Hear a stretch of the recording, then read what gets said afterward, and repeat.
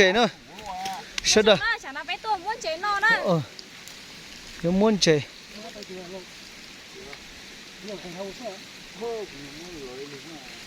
cái cây tán nó bỏ nó hầu nó nữa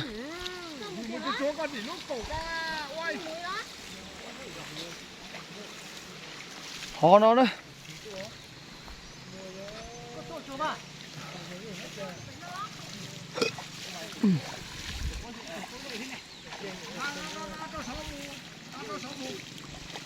hả? Ồ, lúc sáng đấy bây giờ. Mới cho từ đó. Nhưng câu lúc bộ lô à?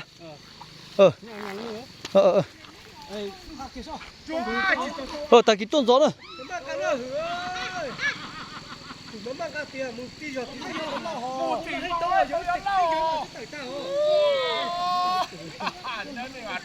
Tao là hả? Ô, wow, tỷ con muốn trốn đâu à? Tỷ con trốn đâu à?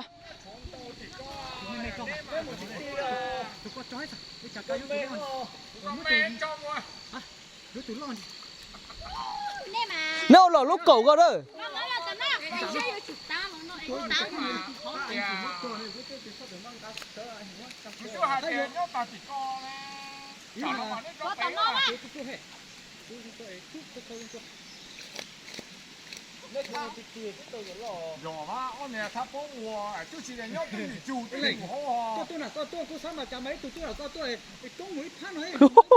Con đừng gầy tao, con no thế à? Cho bắt lên tàu không à? Có danh tổng trẻ ăn chay rồi, chỗ anh tôi tàu tôi đây nữa. Có người kiệt trí mà. Người kiệt trí mà. Chào. Không được thay cú là nhau hả?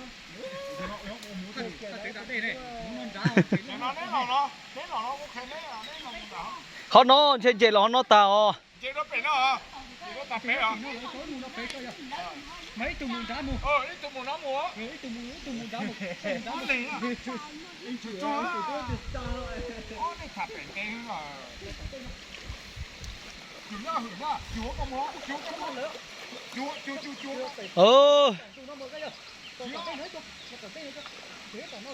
từ chỉ huy đấy á thằng nụi Chúa cái mua. Chỉ người đó đi. Chỉ ăn đấy con đi con. rẻ luôn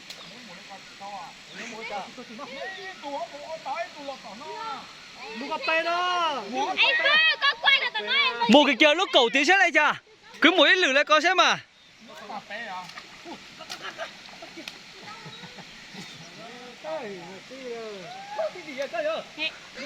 hóa gì mệt mỏi nữa Một cầu giò luôn lên này.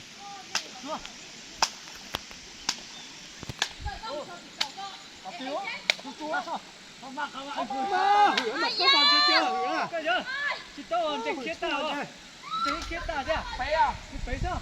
Bé à? Tôi giờ chơi chạy cúp bóng à? Chơi chạy nhót tí nó. nhớ gì nữa chúng nó thế Minh Thành, có một sát tỷ